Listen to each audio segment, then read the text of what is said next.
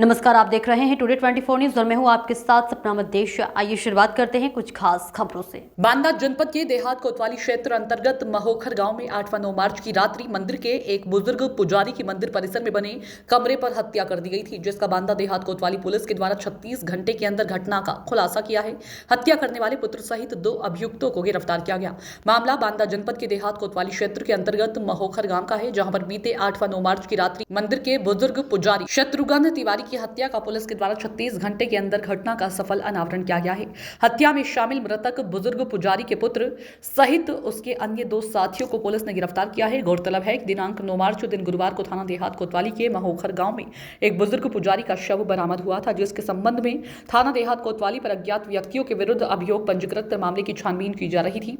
जांच के बाद मृतक के पुत्र विपिन तिवारी से कड़ाई से पूछताछ में पता चला कि विपिन तिवारी स्मैक शराब आदि का नशा करता था। इसके लिए वह अपने पिता से पैसे मांगता था, जिसको लेकर पिता पुत्र में आए दिन विवाद होता था। एक दिन गांव के ही किराना दुकान पर गांव के ही रहने वाले कामता तिवारी व राजू कुशवाहा ने पूर्व नियोजित तरीके से शत्रुघ्न की जमीन कब्जाने के उद्देश्य से विपिन तिवारी को शराब पिलाई। उसके बाद मंदिर के पुजारी शत्रुघ्न तिवारी की हत्या की साजिश कर डाली, जिसमें इस बात में विपिन सहमत हो गया और तीनों ने मिलकर शत्रुघ्न तिवारी की हत्या का प्लान बनाया। उस रात वे तीनों दीवार फांदकर शत्रुघ्न तिवारी के कमरे में घुस गए और लाठी व कुल्हाड़ी से हमला कर उसकी हत्या कर दी। किस बात की प्रेस वार्ता है? ये आरोपी कहाँ के हैं, क्या था पूरा मामला? ये 8/9 मार्च की रात में घटना हुई थी थाना कोतवाली देहात क्षेत्र के महोखर गांव में, जिसमें कि एक वृद्ध मंदिर के पुजारी थे शत्रुघ्न तिवारी, जिनकी हत्या कर दी गई थी उनके घर में ही जब वो सो रहे थे। इस घटना का अनावरण पुलिस ने तत्काल टीमों को लगाकर कर लिया है। इसमें जो मुख्य अभियुक्त है वो जो मृतक है उनका लड़का विपिन और उसके 2 सहयोगी इसमें है, एक राजू कुशवाहा है, कामता महापात्र है। ये तीनों लोगों ने मिलकर घटना को अंजाम दिया था। जो उद्देश्य था घटना को अंजाम देने का कि विपिन से अपने पिता की कभी बनती नहीं थी। विपिन लगातार नशा करता था, नशे का आदी था। इसकी वजह से उसे पैसों की ज़रूरत पड़ती थी और इस कारण से उसकी अपने पिता से लगातार झगड़ा होता रहता था। जो राजू कुशवाहा है उससे भी कुछ विवाद चल रहा था इन लोगों का, जो मृतक है।